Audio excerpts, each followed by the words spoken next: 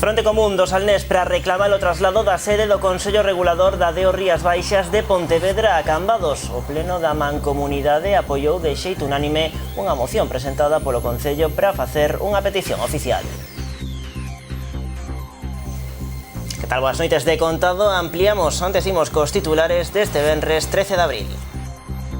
A familia de Francisco José Martínez Pego fai un chamamento á colaboración cidadá. Mañá organizan unha nova busca do desaparecido. Ribeira vai dispoñer a partir de xuño dun plan de transporte subvencionado. Converterás así no primeiro concello de Galicia en implantar este tipo de axudas ao transporte urbano. A conselleira do Mar visitou a planta de cultivo de orella de mar en Muros, fixo acompañada por membros da Comisión de Pesca do Senado. Ribadumia avanza na mellora da súa mobilidade. Concello e Deputación van asinar un convenio para construir beirarrúas nun novo treito da estrada de Barrantes. O Salnés presenta fronte común para reclamar o traslado da sede do Consello Regulador da DEO Rías Baixas a Cambados. O pleno da Mancomunidade apoiou de xeito unánime unha moción presentada polo Concello para facer unha petición oficial. Inician así un camiño para reparar o que cualifican como injustiza histórica. O Salnés en bloque reclama para Cambados a sede do Consello Regulador da Denominación de Orixe Rías Baixas. O pleno da Mancomunidade respaldou onte por unanimidade esta petición do Concello cambadés. Uno, porque es lógico, porque somos la subzona de Rías Baixas de Albariño más importante. El Salnés es tanto como todas las demás. Una. Dos, la fiesta de Albariño es en Cambados. Siempre estuvo ligado, el pagador de Albariño es en Cambados. La ligazón de Pontevedra a la Virgen Peregrina está clara, a otro montón de cosas está claro. Al Albariño no tiene lógica desde nuestro punto de vista y creemos que debe estar en nuestra comarca. Y luego, por un motivo genérico, que creo que es lo que nos llevó a todos a apoyar la forma unánime. Es un ayuntamiento de comarca. Quiere que traer algo para la comarca, nuestro deber es apoyarlo sin ninguna dureza, sin una fisura. A moción foi presentada e defendida por Somos Cambados. O seu voceiro, Tino Cordal, celebrou o apoio da Mancomunidade e insistiu en que trasladar a sede do Consello Regulador ata o municipio cambadés serviría para reparar unha injustiza histórica. Non é unha cuestión ideolóxica, nin partidista, é unha cuestión que nos afecta a todos, que nos interesa a todos, e é que polo ben de Cambados e da comarca do Salnés, que ten o lexítimo dereito a reivindicar algo que por xustiza e por historia lle pertenece, que é a sede do Consello Regulador da Denominación de Orixe Rías Baixas. Así as cousas, son conscientes de que o cambio non será inmediato e que se trata dunha reclamación que aínda ten que facer un longo percorrido. De feito, o convenio co Concello de Pontevedra aínda ten unha década de vixencia. O primeiro que farán será comunicar o acordo plenario á Xunta e ao Consello Regulador e trasladala ao Parlamento. Tamén nos reuniremos con outros actores e representantes da comarca, tanto do sector do viño como do sector empresarial e outros representantes da sociedade cambadesa, e sabemos que é un camiño que non é a curto plazo. Hai un convenio asinado ca cidade de Pontevedra aínda con 10 anos de duración, pero nós o que queremos é obter un compromiso para que nos digan eventualmente dentro de X anos, non, pois a poder ser o antes posible, non, pois que a sede pois se sitúe en Cambados, que é onde tiña que ter estado sempre. Respecto ás posibles ubicacións, o Concello está disposto a buscar o espazo axeitado para o Consello Regulador. Aínda que o Pazo de Torrado é a primeira opción, o Goberno local está aberto a procurar outros edificios para acoller a denominación de orixe. Bueno, pois o voceiro de Somos Cambados tamén se referiu a outra cuestión de actualidade que implica a Concello e o Consello Regulador, o horario de peche das casetas da festa do Albariño. A formación pronunciarase a pasada fin de semana en contra da decisión adoptada polo órgano da DEO Rías Baixas por considerar as 12:30 como unha hora moi tempera que afectaría a festa. Hoxe Tino Cordal aseguraba que confía en chegar a acordos. Respetamos, aceptamos as decisións do Consello Regulador. O sea, eles teñen a súa función, eles son representantes institucionais do sector do viño e nós somos representantes do pobo de Cambados. Entón, nós, como representantes do pobo de Cambados, debemos velar polos intereses das cambadesas e dos cambadesas e, polo tanto, debemos velar polo que os cambadeses e as cambadesas piden para a festa do Albariño. Entón, penso que entre as dúas posicións debemos buscar un acordo, un entendimento, e non vexo eu por que debería ser difícil que chegáramos a un acordo. A Garda Civil mantén aberta a investigación para identificar os dous individuos que o pasado mércores asaltaron e agrediron ao patriarca Manuel Charlín e ao seu fillo Melchor Charlín Pomares. O ataque produciuse na vivenda familiar do clan en Vilanova de Arousa. Por mor da malleira, Charlín Pomares tivo que ser ingresado no Hospital do Salnés, aínda que finalmente recibiu alta hospitalaria tras permanecer en observación. Fontes da investigación apuntan a que todas as posibilidades están abertas e non desbotan que o asalto se debera a un axuste de contas con esta familia, con varios membros condenados por narcotráfico e branqueo de capitais. Pola súa banda, as vítimas atribúen o episodio a un intento de roubo. Sinalaron ademais que os asaltantes terían acento sudamericano. Tamén chamou a atención das forzas de seguridade que nin a porta de acceso á vivenda nin o portalón foron forzados polos asaltantes, polo que Charlín podería terse esquecido de pechalas, facilitando así o acceso dos seus agresores á vivenda. Continúa a busca de Francisco José Martínez Pego, desaparecido en Boiro o pasado sábado. Tras organizar diversas batidas polos montes da zona, a familia fai un chamamento á participación no que será o último dos operativos de busca convocado para mañá. A saída terá lugar ás 10 da mañá dende a zona da Magdalena, o mesmo punto de onde partiu a primeira batida o pasado mércores. Os voluntarios contarán coa axuda dos equipos de protección civil encargados de coordinar o dispositivo. A medida que pasan os días, os familiares van perdendo a esperanza de atopar a Francisco en bo estado. Temen que poida ter sufrido un accidente, polo que apelan á colaboración cidadá para participar na busca ou aportar datos fiables sobre o seu paradoiro. O alcalde de Ribeira mantivo esta mañá unha xuntanza con representantes da plataforma de afectados pola peonalización para trasladarlle o acordo adoptado pola Xunta de Voceiros. A SOBNG o resto de grupos decidiron abrir un período de proba de 6 meses no que non funcionarán os lectores de matrículas nun treito da Rúa de Galicia. Tras as queixas presentadas polos comerciantes e residentes da Rúa de Galicia, a Xunta de Voceiros decidiu acceder ás demandas dos afectados. Todos os grupos, agás o BNG, acordaron iniciar un período de probas de 6 meses, nos que o lector de matrículas non funcionará no treito entre a Praza de Compostela e a Porta do Sol. Os grupos políticos debatimos todos que é o que se podía facer en esa zona, que creo que é unha zona de comercio diferente ao resto das zonas, incluso de tránsito, donde podíamos, en este caso, pois tomarnos un tempo para poder evaluar si podía funcionar outro tipo de medidas. Habilitaránse 3 paradas de estacionamento express e permitirase a entrada de vehículos durante un período de 5 horas para tarefas de carga e descarga ou operacións de clientes. Os residentes non terán restricción horaria, aínda que si deberán xustificar a necesidade de acceso rodado. A velocidade máxima permitida na zona será de 20 km por hora. As horas que se dedican ao día a carga e descarga, é dicir, as 5 horas ao día, pois aqueles vehículos que puderan ou necesitaran acceder a un comercio para recoller calquer tipo de mercancía, que o puderan facer, que se habilitaran 3 zonas express. 2 xa estaban, que son a da Plaza de Compostela, a outra é a que está na Praza da Iglesia en frente do Rincón do Chocolate, e unha terceira que iría pois dentro da Rúa Cristóbal Colón, en concreto tamén en frente do que é a xoguetería de os nenos. Unha vez concluído o período de probas, os voceiros volverán reunirse para analizar os resultados e adoptar as medidas pertinentes. O Concello plantexa ademais un plan máis ambicioso para a revitalización comercial da zona. En Ribeira seguimos porque a localidade vai dispoñer a partir de xuño dun plan de transporte subvencionado. Trátase do Ribeira Move. Esta mañá procedíase a asinatura do acordo entre o Concello e as dúas empresas que permitirá a posta en marcha deste servizo, Hermanos Ferrín e Agustín Saraqueste. Ribeira converterase así no primeiro Concello de Galicia en implantar este tipo de axudas ao transporte urbano.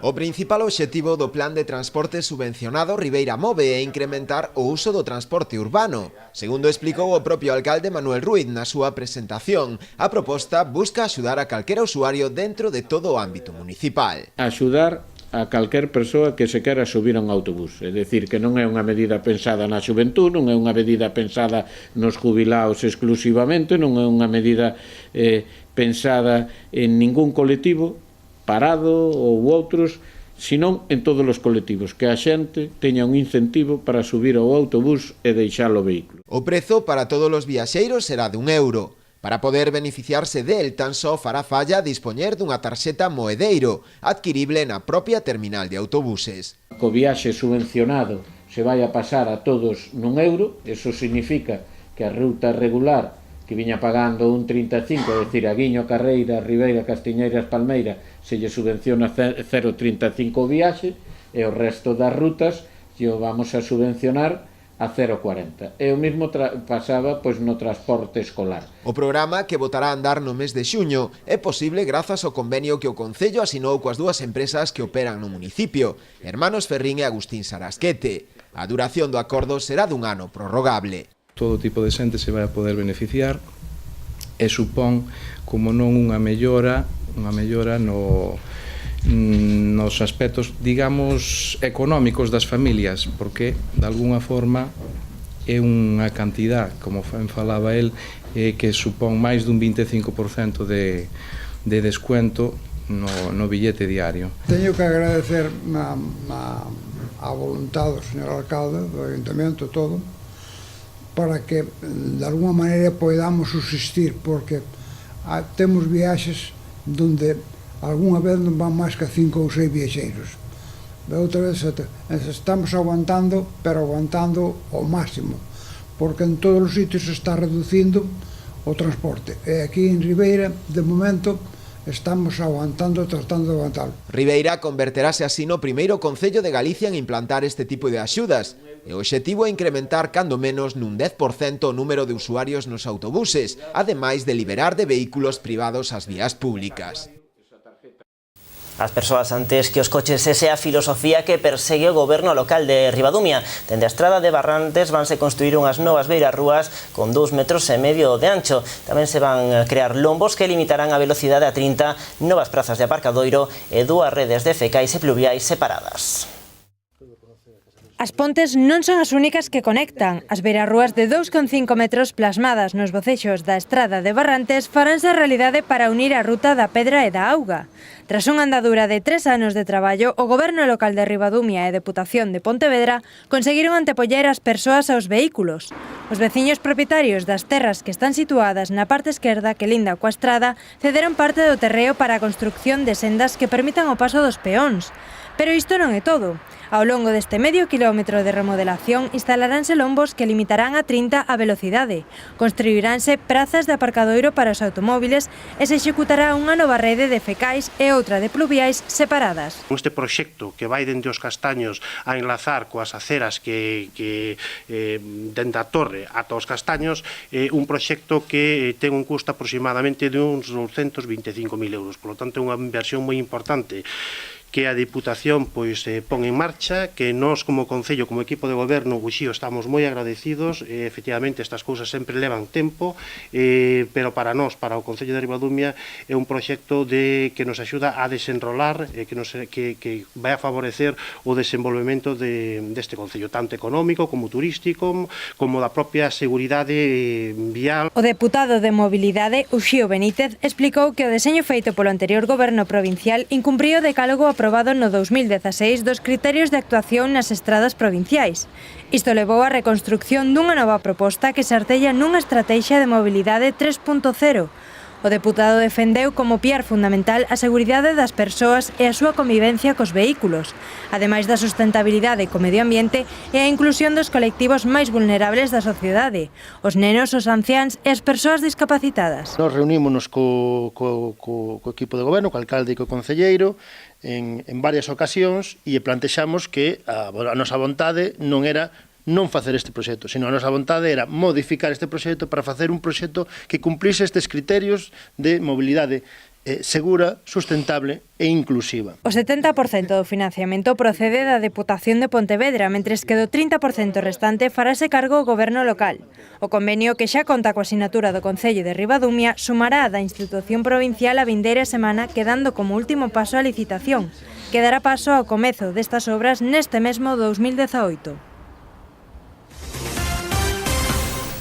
O Consello da Xunta autoriza unha actuación para eliminar un punto de concentración de accidentes na rede viaria de Portosín. Trátase da intersección entre a Estrada Xeral e o acceso ao Porto, un cruce con escasa visibilidade.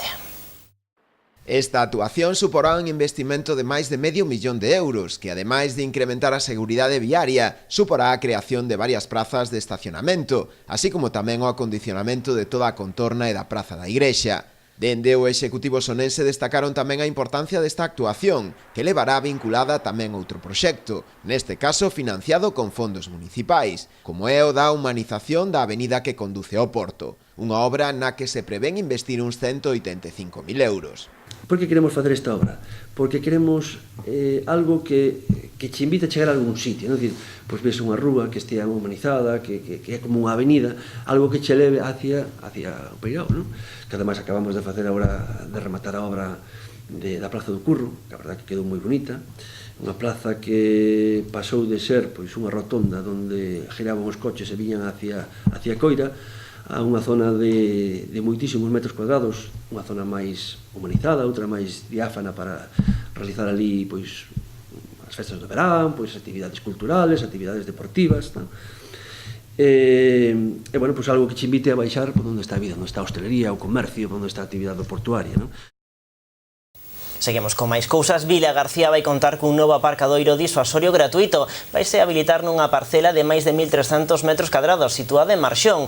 O Concello chegou a un acordo coa empresa propietaria do terreo que o vai ceder de xeito gratuito. A escasos metros do colexio anexo a Lomba e moi preto do centro da cidade. Nesta parcela vaise habilitar o novo aparcadoiro disuasorio de Vilagarcía. Ten unha superficie de máis de 1.300 metros cadrados e estacionar nel vai ser de balde. O Concello chegou a un acordo coa empresa propietaria do terreo que lle cedeu a Rebella de xeito gratuito. Hai que agradecerlle á empresa pois a boa vontade, que ademais noutros casos pois sí que a cambio do recibo de contribución, este caso é unha cesión totalmente gratuita, mentras non pensen edificar en ese solar, pois os veciños de Vilagarcía nos acondicionaremos a parcela, limpiaremos e poñeremos allí algún tipo de material temporal para que todos os veciños pois poidan disfrutar desa nova bolsa de aparcamento. O acordo é temporal e condicionado aos usos futuros que a titular da propiedade lle queira dar. O Concello e a empresa levan semanas negociando este acordo que nos vindeiros días se vai materializar coa asinatura dun convenio. Pero o rexedor Vilagarcián, esta nova bolsa de estacionamento é beneficiosa para os veciños da zona e tamén para aqueles que se queiran achegar ata o centro da cidade dende outros puntos. O alcalde salienta que a día de hoxe o municipio conta xa cun bon número de lugares nos que deixa o vehículo. Ao longo deste tempo se conseguiron os da zona do Piñeiriño, os da zona da Escardia.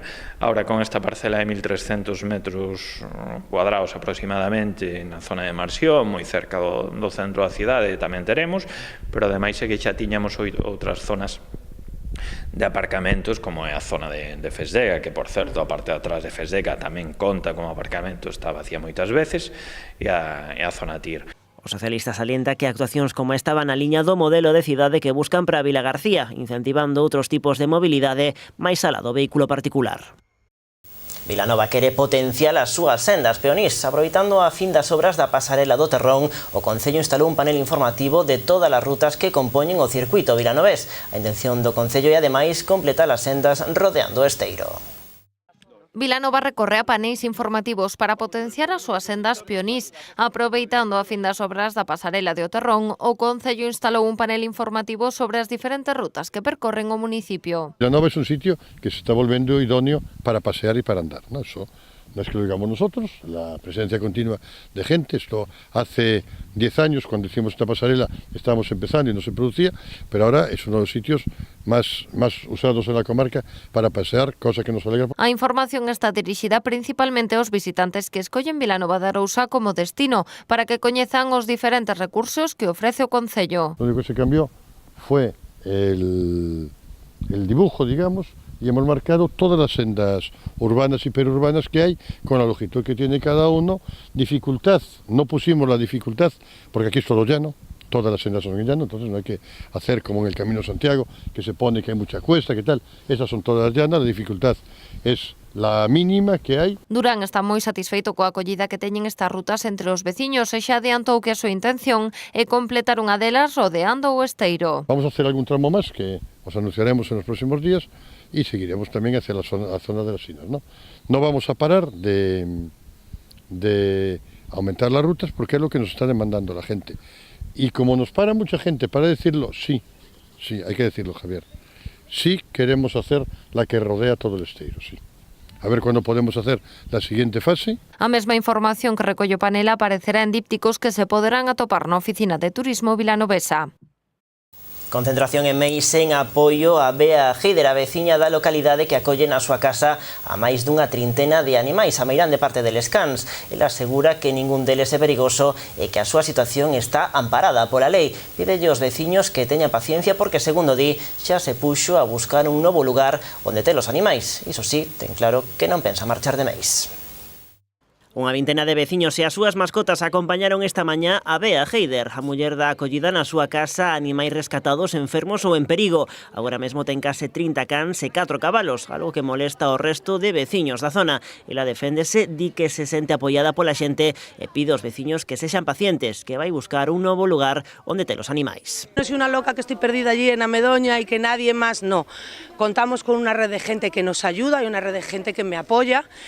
Que esto no significa, que es lo que yo quiero explicar una y otra vez a los vecinos, yo no me voy a quedar ahí, estoy buscando otra ubicación. Lo que necesito es que desde ahora hasta que encuentre esa ubicación me dejen vivir tranquila. Y tranquila me refiero a que no me acosen, que no me estén sacando fotos, que no estén protestando todo el día por cualquier cosa. Bea defende os seus animais, asegura que non son perigosos e que nunca lle fixeron dano a ningún veciño. Decían, es que son perros peligrosos. Ya los estáis viendo, o sea, no lo son. Quiero decir, pueden tener un poquito de paciencia.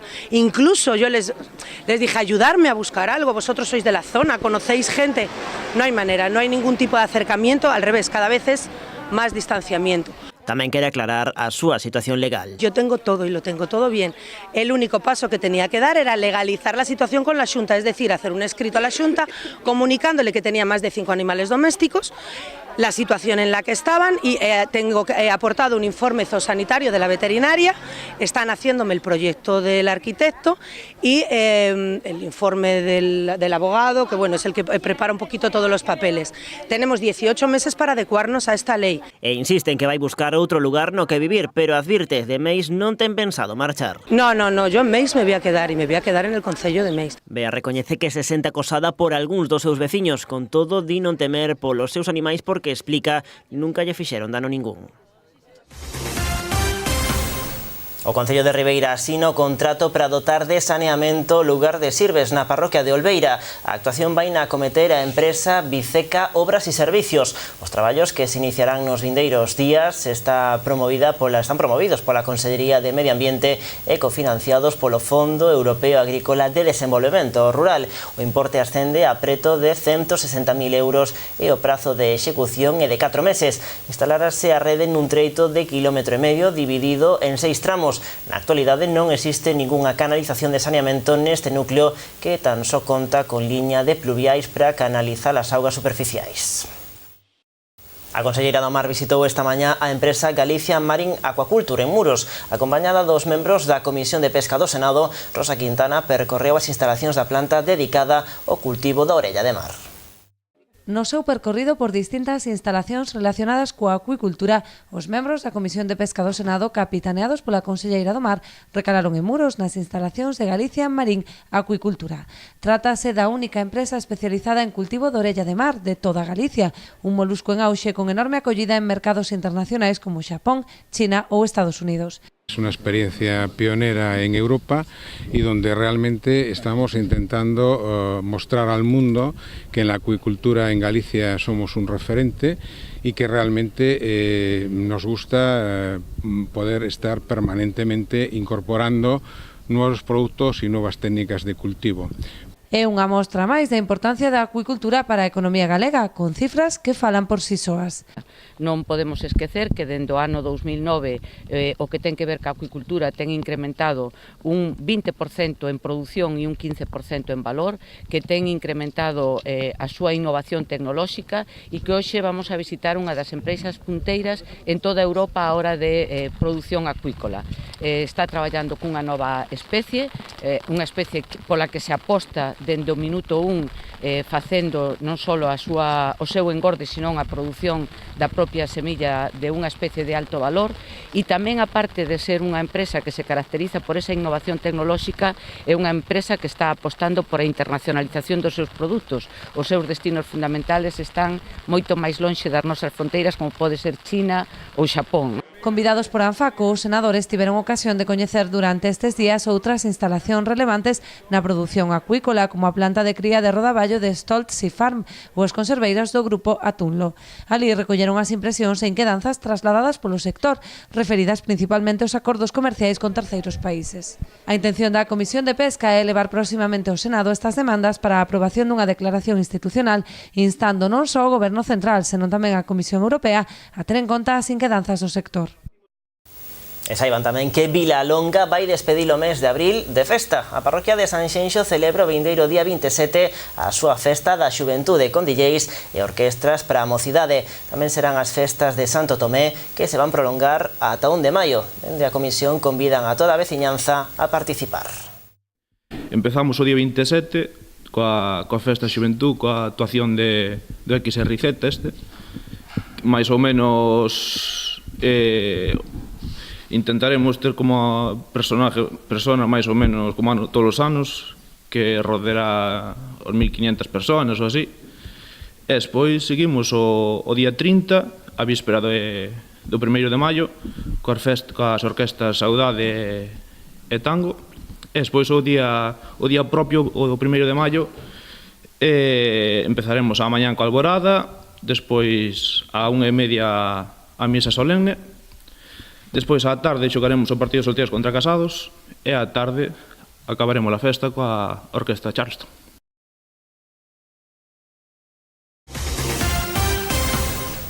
Imos agora cun pouco de música. Paco Nogueiras actúa mañá no Teatro Elma da Pobra do Caramiñal. O músico presentará o seu último espectáculo Radio Bule Bule, baseado no libro CD DVD do mesmo nome, editado por Calandraca, na que se combinan cancións e interpretacións cos rexistros máis divertidos para os máis pequenos da casa. A actuación, que está organizada pola Concellería de Cultura en colaboración co programa do Agadic Cultura no Camiño, desenvolverase a partir das 6 da tarde. A entrada será de balde ata enchelo aforo. Así, con música, facemos hoxe un alto no camiño de contado. Estamos de volta con máis actualidade no Pontevedras 10. Pola antena aterrando polo chan, o falar non ten cancelas, vai daqui para cola. Chega Radio Falangueira que te vai facer pensar. Bule, bule, bule.